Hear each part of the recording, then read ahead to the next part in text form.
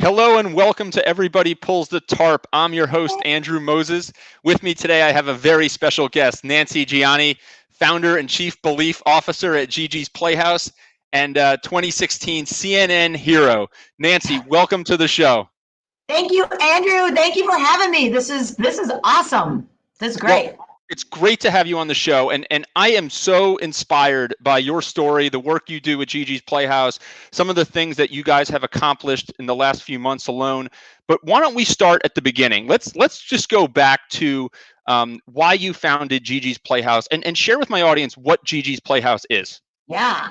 So GiGi's Playhouses are Down Syndrome Achievement Centers. And I started the first one 17 years ago now, when my daughter Gigi was born with Down syndrome. So we offer free therapeutic and educational programs for individuals with Down syndrome, their families, and the community. And we do it and we celebrate our diagnosis. We everything we do is based on fun. It's all purposeful and progressive, always moving people on, but it's really based on fun and learning and teaching the world about acceptance. I mean, our mission is to change the way the world sees Down syndrome and send a global message of acceptance for all. And in order for us to do both of those things, we kind of had to break apart our mission a little. I mean, break apart our branding a little bit. So GiGi's Playhouse provides all those free programmings for the families and for the individuals with Down syndrome. And then we also have something that we call Generation G. So Generation G is a conscious decision to be better every single day. Be generous, be kind, be accepting. You can take the Generation G pledge. All you need to do is put a heart on your hand with a G in it, post it on social media, and just say, I can and will accept you as you are. And that's how we reach our second mission of global acceptance for all. So it's been an amazing run. We have 60 locations and startups all across the country and in Mexico, all providing free therapeutic and educational programmings and message of acceptance to the world. So it's pretty amazing the amount of people who are stepping in to just make the world a better place. We need more positivity and more chief belief officers in the world today, Nancy. That's for sure. So 60 locations. My understanding is that there's still a tremendous demand for more. If I understand correctly, there's almost inquiries around putting another 200 of these centers up. Is that correct? Absolutely, all across the world. And it's such a gift, Andrew, because if you think about this, our model of giving everything away for free wouldn't fit in any Fortune 500 CEO's business plan. But you know who wins in this plan is our families and the world, making the world a better place. And these people that are stepping up from all around the world to do this in their communities. The way it works is they come to us. I have never gone to somebody and said, hey, you should open a GiGi's Playhouse. They come to us and we give them that model. We give them everything they need to open their playhouse. They fight for it. They become their own LLC in their area, but they're out there raising the funds. They're out there getting the volunteers. We're 99% volunteer run. And these amazing communities, I'm telling you, there is a higher power guiding this thing. And Gigi and I are just like sitting in the seat, we don't know where we're going next. Today we're with Andrew. We don't know where we're going to be tomorrow.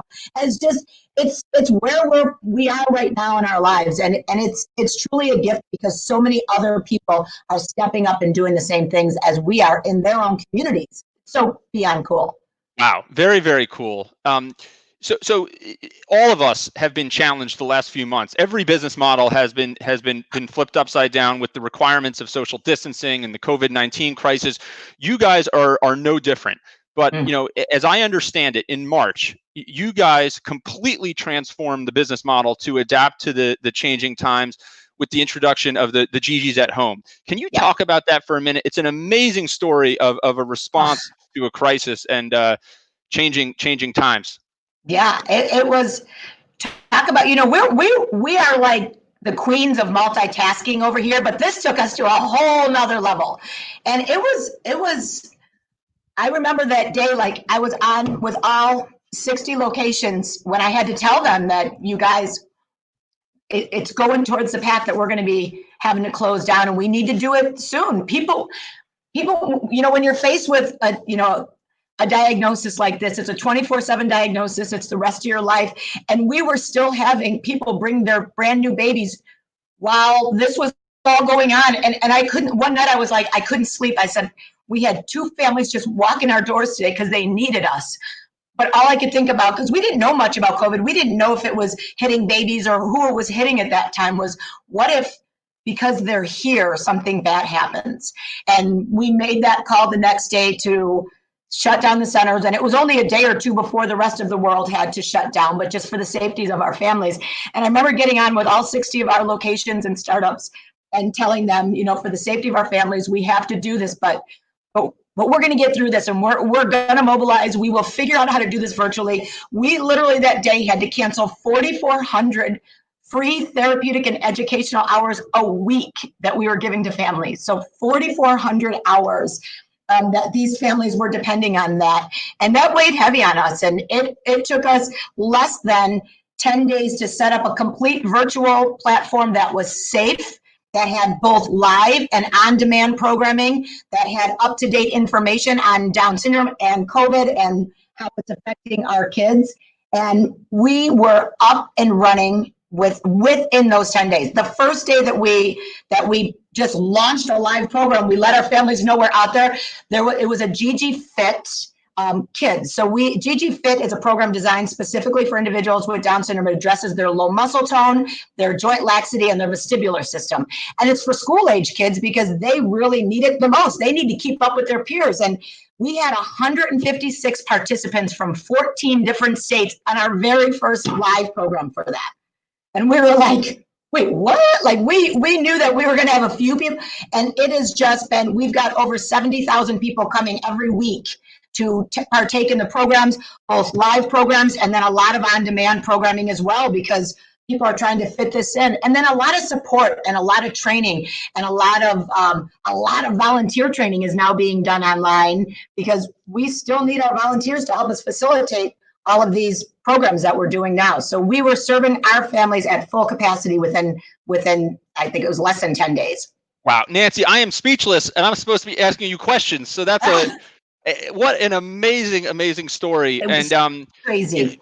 It's so this show is called Everybody Pulls the Tarp, and it's based upon a philosophy that I have, that great teams and great organizations are powered by individuals who contribute far beyond the boundaries of their job description.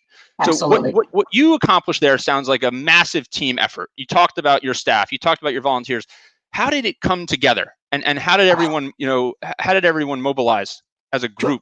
Literally working 24/7. So think about the IT that was, the whole IT element that was behind it, the finance element. We had to cancel over 50 events as well. 76% of our revenues in spring comes from those events.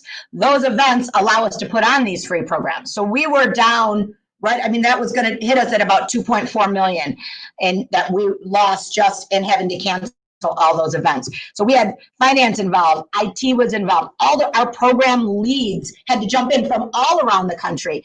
Our therapists, everybody was coming together. And I mean, we were having go-to meetings from morning till night, trying to figure out how we were going to get this together, how we were going to get this information to our families.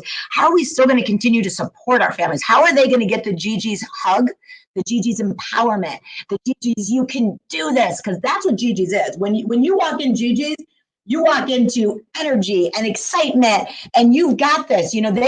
Our families get beat up out in the world. Our kids wear their diagnosis on their face every single day. There's nothing you hide from them. There's stares, there's bullying, it's an everyday struggle. And this is where they walk into pure acceptance every single day. They walk in, and this is where they go, you kind of walk in like, oh my gosh, and then you walk out like, okay, I got this. You get repowered, and you get back out there, and you fight the good fight. And we still needed to bring that empowerment and that energy to them, whether it be through social media, through outreach calls with them, Zoom, and we did go-to meetings, we did team meetings, just letting them feel that they weren't alone. It was really important for our families not to be alone. It was hard enough for a teacher who teaches typical kids to turn around and try to teach that typical kid. And now you add that element of, some developmental delays, some sensory issues, all the different dynamics that go with it. And now these kids are at home with no help. Mom's working too, trying to help them do what they're doing. They were put, like just everybody else in the world, they were put into this into this crazy world, and we just did everything we could to try and help them in that place, because it's a 24/7 diagnosis, and these families were left alone. And I'm so proud of each and every one of them too, because they didn't have to sign up for that program. They could have just laid down and said, they were on there giving their kids all the tools they needed to succeed. So our staff, our teams, our families, everybody stepped up. I was so proud of them. We didn't wait for someone to come in and fix it or bail us out. We said, what do we do in this moment? And every single one of us, I mean, our finance people were running, we're on the back end of a go-to meeting going, I've never done anything with speech therapy before, but they were the admin. So they didn't, they weren't teaching it, but they had to be the admin behind it. They had to be the security behind it. We couldn't let anybody get in, and get into where our kids needed to be safe. So it was all hands on deck. And it's always been like that at GiGi's. Like, there isn't a toilet I haven't cleaned there, at whatever location I'm at, that's how we roll here. Whatever our families need, whatever our teams need, we make it happen. Do you think that that mentality and that attitude that you have, does that cascade down through the entire organization and set the tone? 100%. I would never ask anybody to do anything that I'm not willing to do myself. And I lead by example. If something needs to get done, I am going to jump in and we're going to get it done, and I'm going to help them get it done.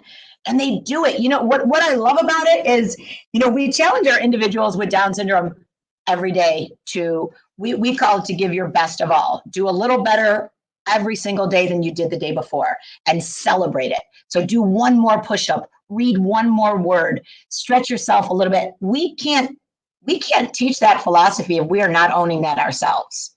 So it's a challenge. I mean, not everybody wants to be better every day. We've had employees before, and we have strong sense of core values. And honestly, we hire and fire by those core values. If you don't have them, you're not going to fit in, because we're crazy here. We get things done.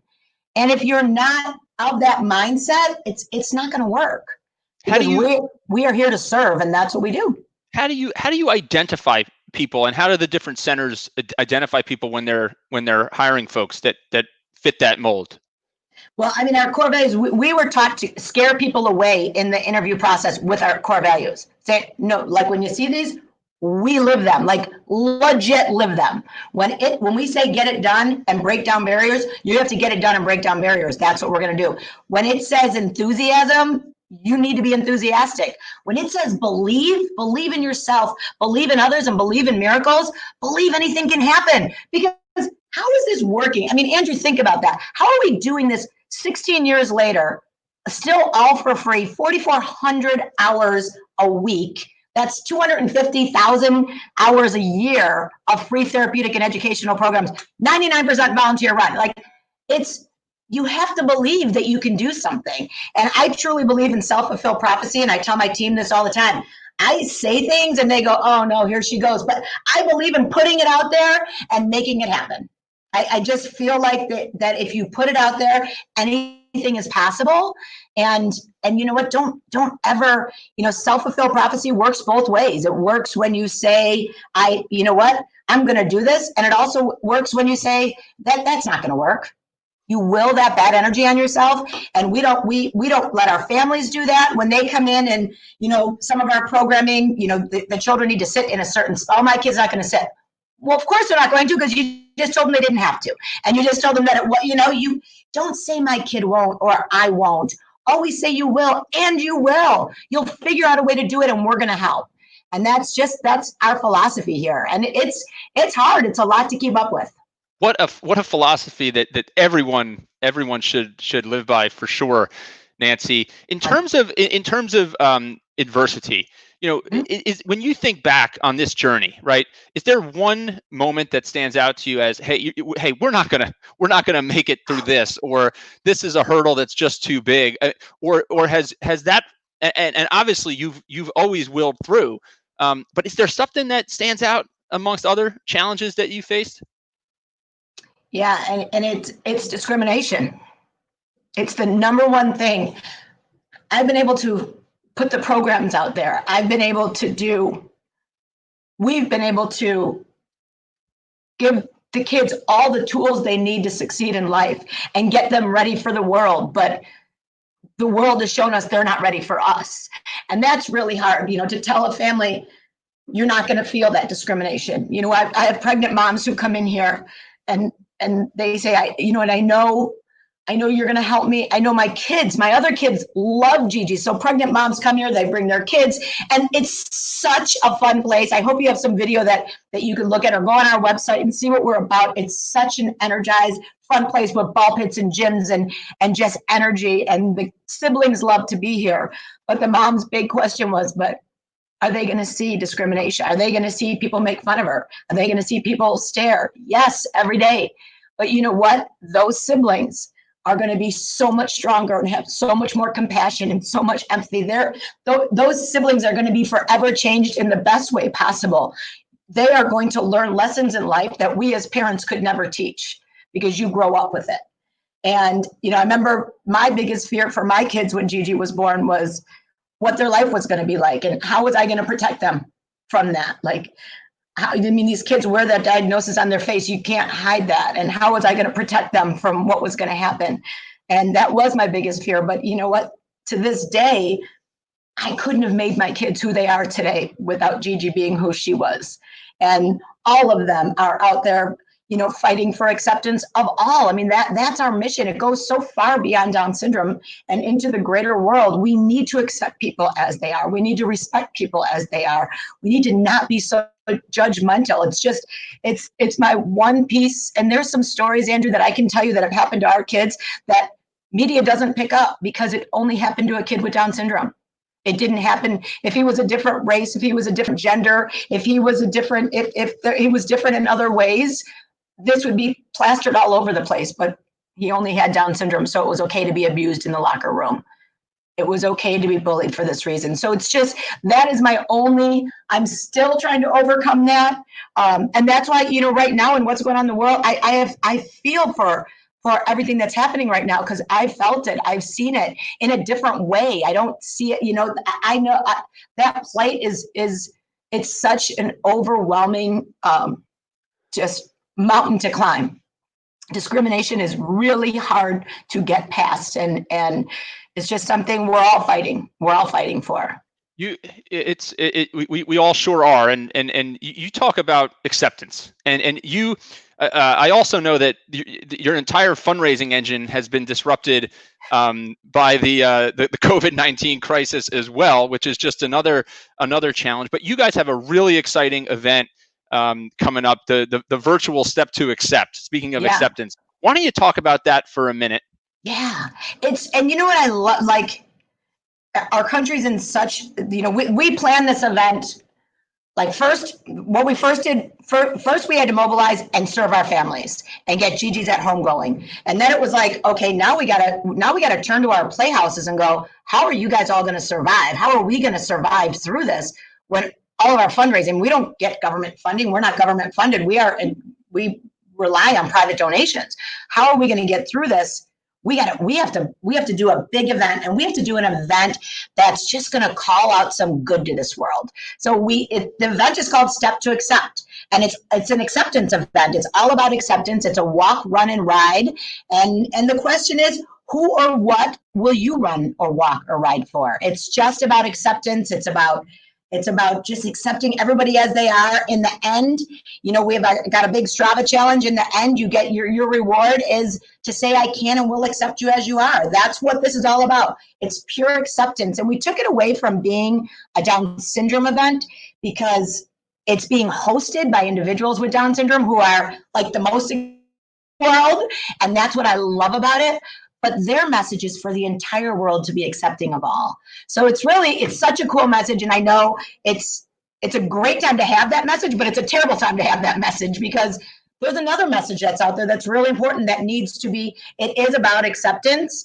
And it's just a hard time for us to be having this event it's just a hard time in the world right now, but we recognize the need for acceptance of all. We hope that people can join forces. Step2accept.org is what it's called. Step for acceptance, and say what you're stepping for. This isn't about Down syndrome. This is about acceptance of all, which is where we need to go in this world. We've been trying to do this with the Generation G campaign since 2014, and we've had a lot of people jump on and become Generation G, and just look up hashtag Generation G. But we need more people doing that fight, and doing it all for the right reasons. It's not just about Down syndrome. It's about making the world a better place. Nancy, I've heard that people call you the tour de force. Your energy is unmatched. Your positivity is unmatched. When you're able to get out to the different centers, right? Which I'm sure is much more challenging lately than it has been. When you're able to get into the centers, what is that? How does that motivate you? And how does you know what, Andrew? You can't even imagine. So